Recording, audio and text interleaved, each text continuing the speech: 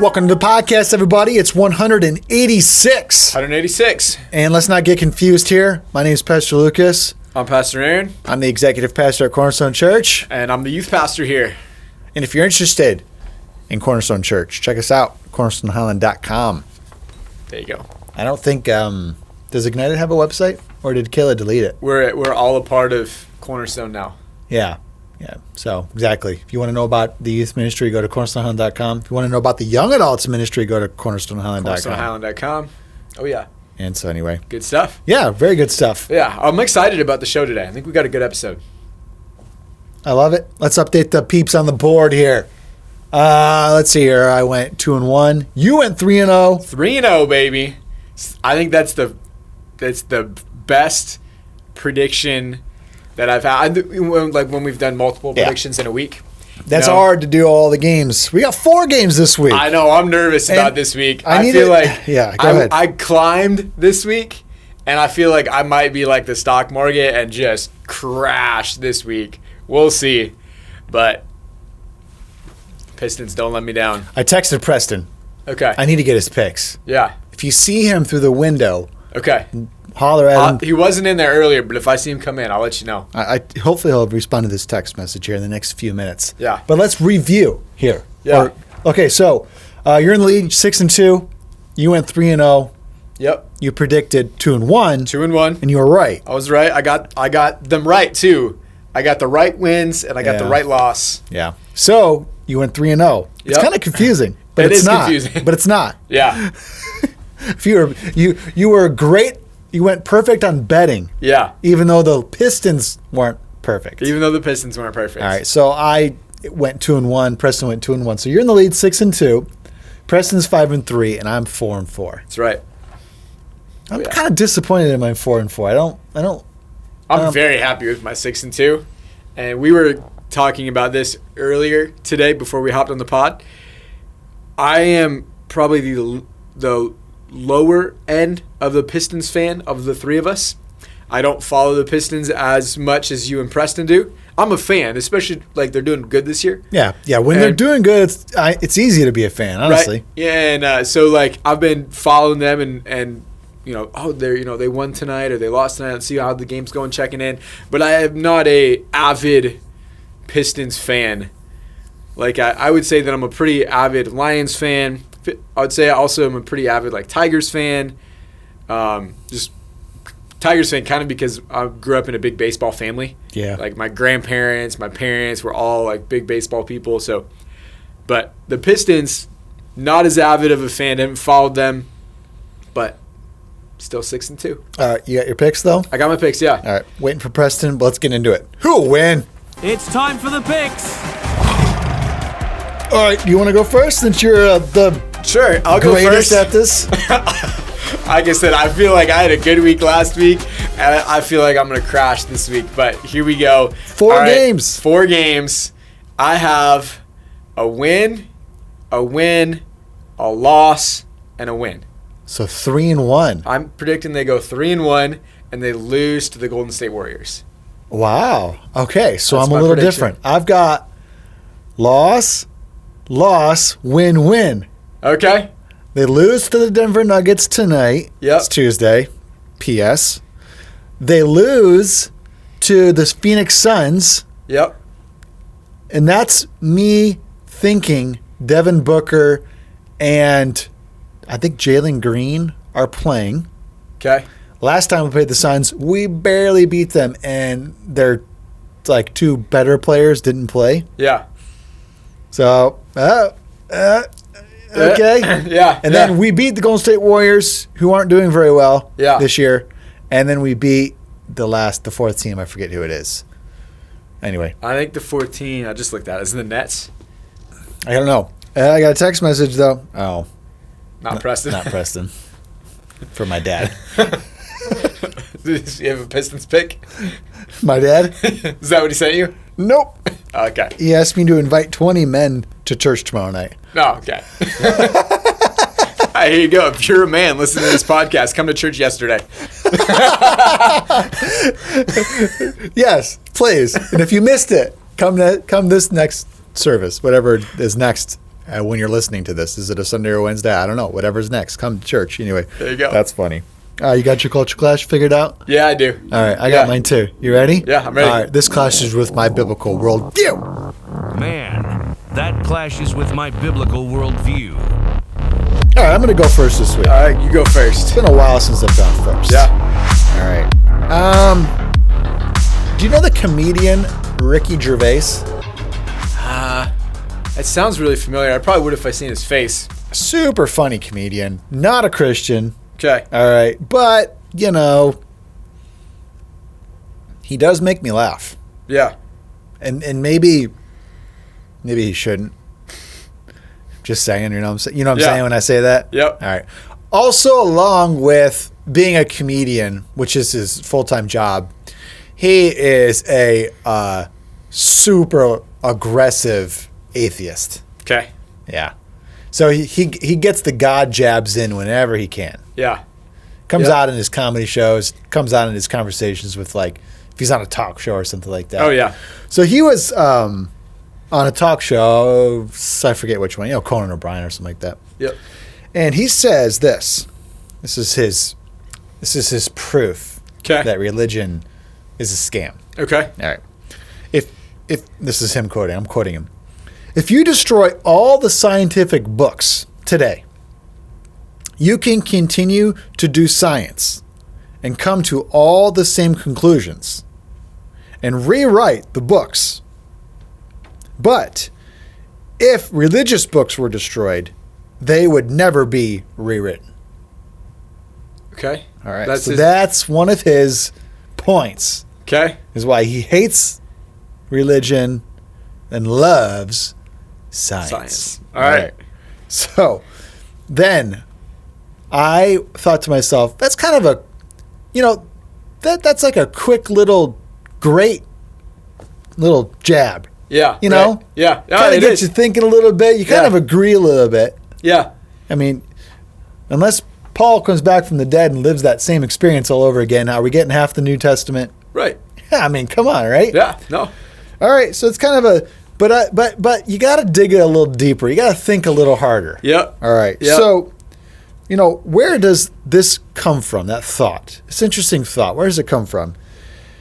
And the greatest indication that God is awesome is because he has created Ricky Gervais's brain to uniquely be able to ponder the mysteries of the universe. Yeah. Uh-huh. Uh-huh. And then somebody or someone or something has given us the basis to pursue scientific investigation. Where does that come from? Right.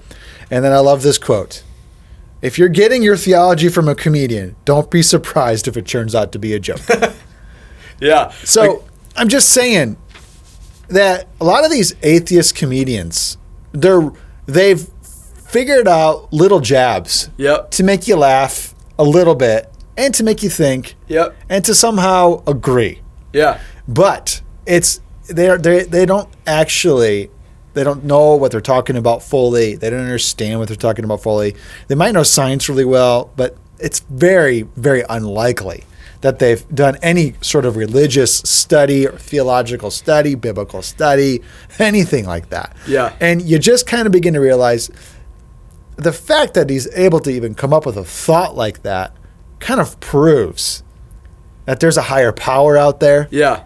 Yeah. Oh, yeah. And so it just, this clashes with my biblical worldview. Yeah. Another little thought that I had when you were sharing that was, okay, let's go down that path a little bit. Let's do it just a little bit.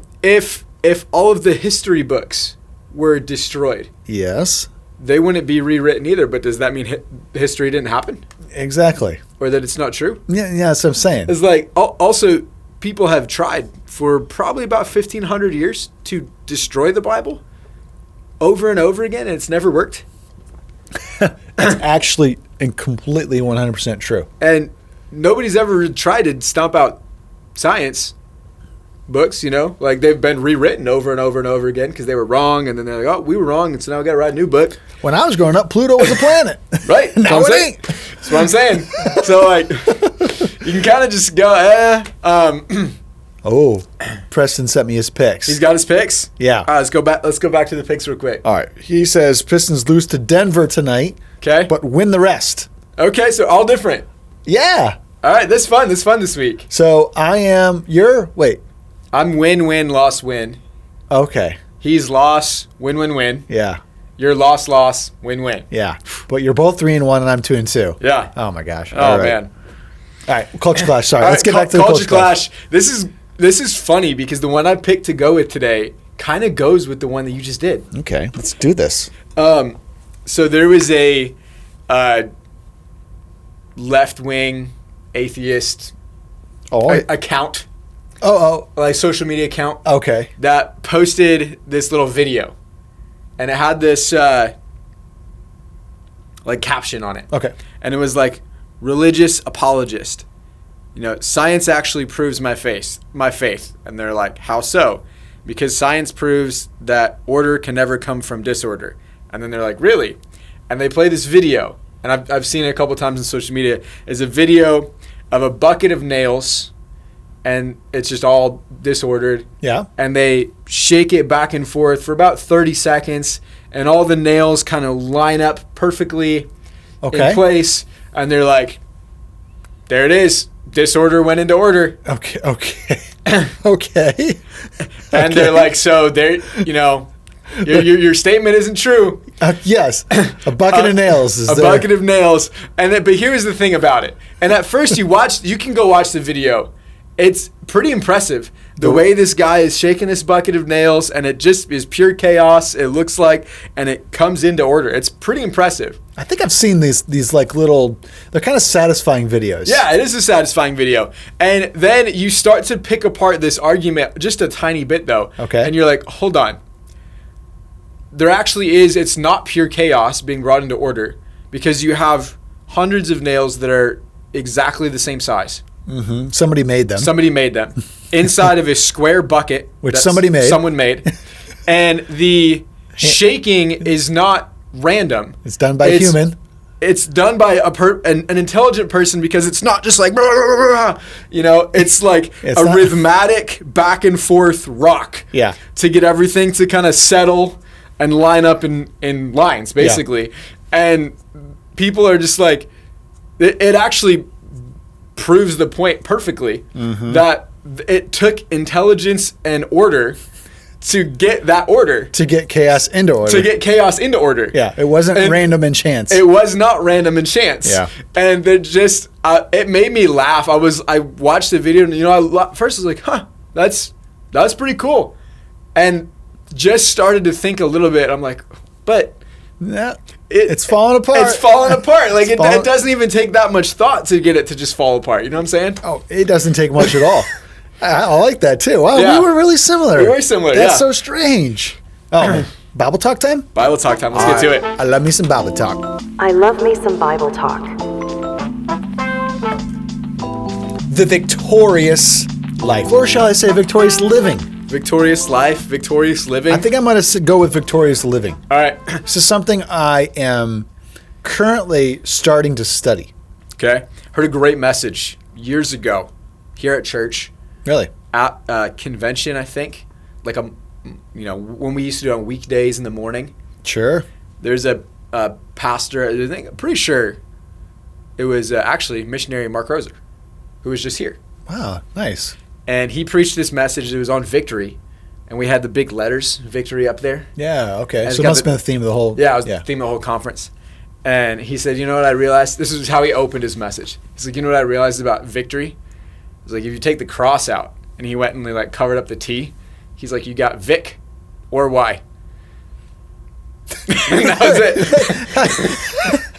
And it was funny. That seems like something I'd remember. And it made me laugh, and that's the only thing I remember. It seems like something I would remember, and I do not remember Mark Roser his whole thing was like, you can't have victory without the cross. Oh. Like, that was his message. But he just like covered up the T in the word. Oh, man, I love the cross. That's great. Where would we be without the cross? Victorious living. Victorious living. I like it. Let's talk about it. Let's start with the question here that I believe starts a conversation and a thought process to victorious living. I like it. Here we go. Did Joseph in the Bible live a victorious life? Now, can I ask a qualifying question? Well, I not only want you to, I'd welcome it. Okay. By what standard? By the world standard, or by maybe a Christian worldview or a heavenly perspective standard? Let's start by quickly saying the worldly standards. Okay. Did Joseph live a victorious life? Joseph, you're saying Genesis, OT Joseph, Yeah, son of yeah. Jacob. I would say the world would say he did. Okay.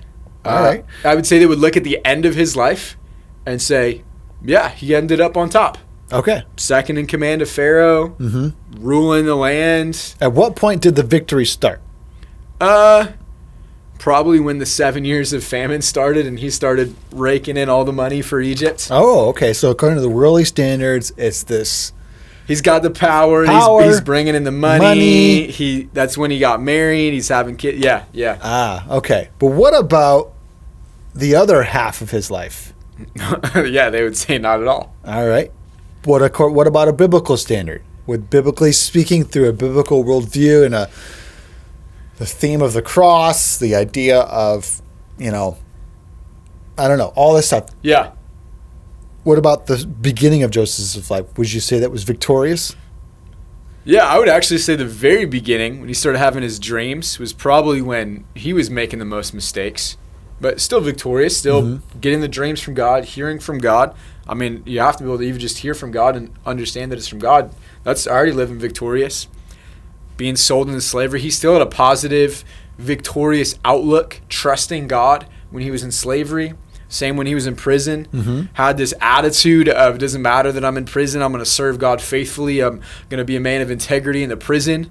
So you're saying lots of stuff here.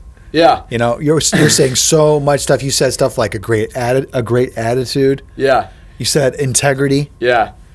I missed some other things too because I was thinking while you were speaking, but it makes me. What about like Daniel being captured as a slave, turned into a eunuch, and never bowing down to Nebuchadnezzar and being persecuted his whole life? Did he have a victorious life? No, I wouldn't. I would say the world wouldn't say he. Even though he, was a wise advisor to the king. He was always having to come from behind. Was always the last person that anybody went to. I think the end of his life, he'd done so much for the kingdom, and all of a sudden, is it Darius who comes in? And the king. The king dies. changed. Yeah, the king changes, and he immediately just gets pushed to the back again. Yeah. I would say no. Yeah. But according to maybe a biblical worldview, would you say Daniel had a victorious life? Oh, absolutely. Didn't fall to the pressures of a pagan society? Yeah. Never got mad at God? Yeah. Never seemed to struggle in his relationships with others? Yeah. Had a great attitude despite eunuch slave? Yeah. I mean, I don't even want to go into what a eunuch is. You can keyword search that yourself if you want to. Yeah, if you don't know.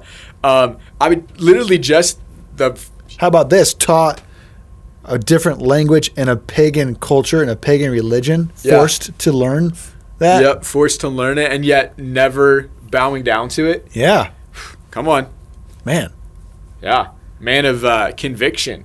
Yeah. Absolutely. Conviction, integrity, right relationships. Yeah, his relationships with people were always amazing. You read that whole book of Daniel? Yeah. Man, awesome. It didn't matter who he came in contact with, he was impressive. Yeah. Oh, yeah. Well, we're nailing it here. Yeah. But I think we're kind of understanding here what we're really trying to bring to the surface of what a victorious life is. Yeah. And I think many of us, even myself at times, I'm like, oh man, it'd be great if I had more money. Yeah. Oh, it'd be great if I wasn't sick. Yep. Oh, things would be great if people cooperated with me. Right. Yeah. If these volunteers showed up at church and did what I asked them to do, man, things would be so good. Yeah. Right. But then do you get this when do you get this Holy Spirit speak to you the same thing as, boy, you got a bad attitude? Right. Oh, yeah. Oh, yeah. Oh, yeah. And then you're like, you realize you can have victory in your spirit. Yep. Despite circumstances. Yeah. Yeah. That's good. You know, I think the world's definition of victory, I mean, you think about the movies that we love, the stories that we love, the literature that's really popular, is so often, especially in America, is the small guy making it to the top. Yeah. You know? The nobody who becomes somebody. Yes. Think about, thought just came to me. Think about the contrast of that to the contrast of the Apostle Paul, who we study his writings all the time, one of the apostles of Jesus, incredible man of God. We would say, I mean, he wrote in his letters to Timothy and to Titus, I fought the good fight, I finished the race, I competed like a good athlete, been a faithful soldier to Christ. Like, these are the ways that we look at Paul, this victorious man of God. But his life would be the flip side of that popular story. He was in power, influential, a Pharisee of Pharisees is how he, calls himself. Studied under the right rabbi. Studied under Gamaliel, is that how you say his name? Something like that. Who was like the guy. I mean, he was his student, knew all of this stuff, had power and influence because they gave him letters to go around persecuting the Christians and imprisoning people.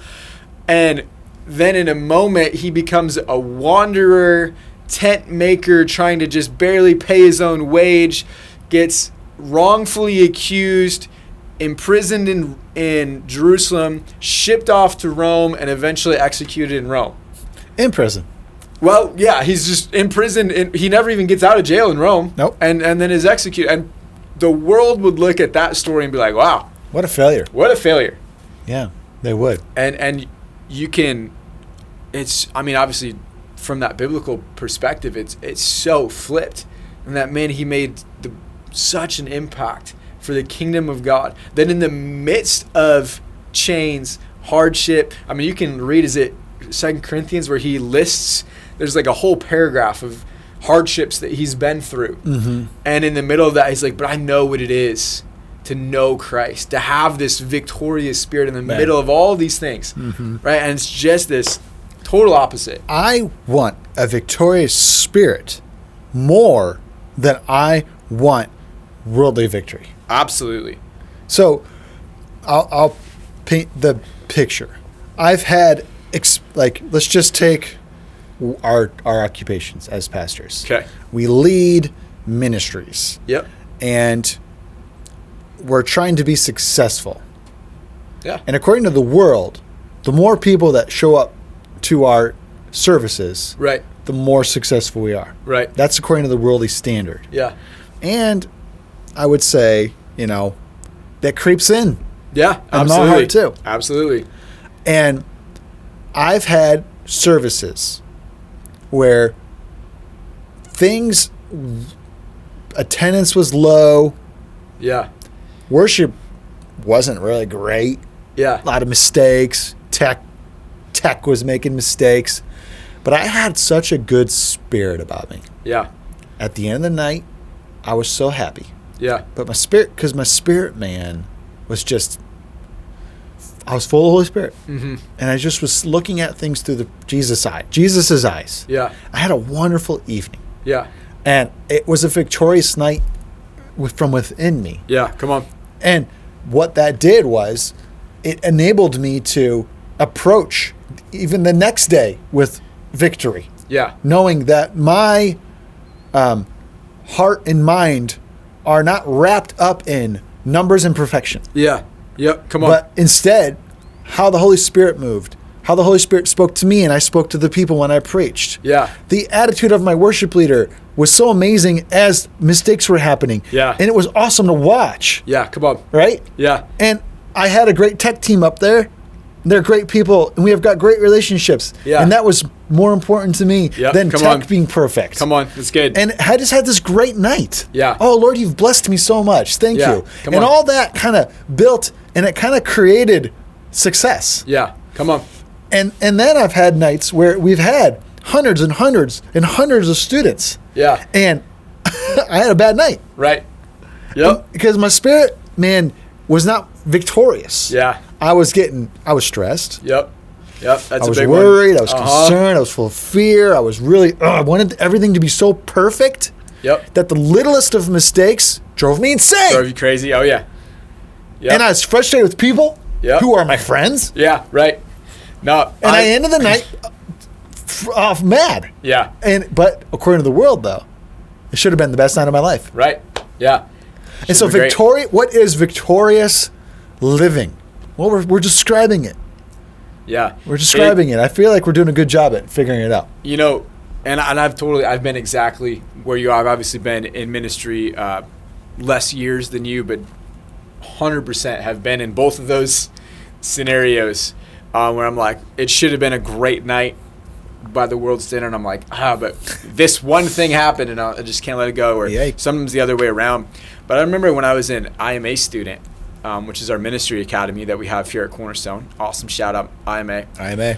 And I was an IMA student, and on Thursdays, we would do these meetings where we would kind of pro and grow when we used to do Tuesday night and Wednesday night services. Yep. And then we'd just kind of talk about it. And I remember sometimes sitting there, and so many of the IMA students would get to contribute to those meetings, but they would never have any like pros. Like, man, this was great. Yeah. They would just have this like list of little things that went wrong. And I remember one time just sitting there and being like, I'm so annoyed with the other students that I'm like in here with. I'm like, there was people that got saved on Tuesday. It was like, there was awesome stuff. Like, like we're working with teenagers. Like, there's always going to be attitude issues with the kids. There's always going to be, we would run, we run buses. There's, buses fail.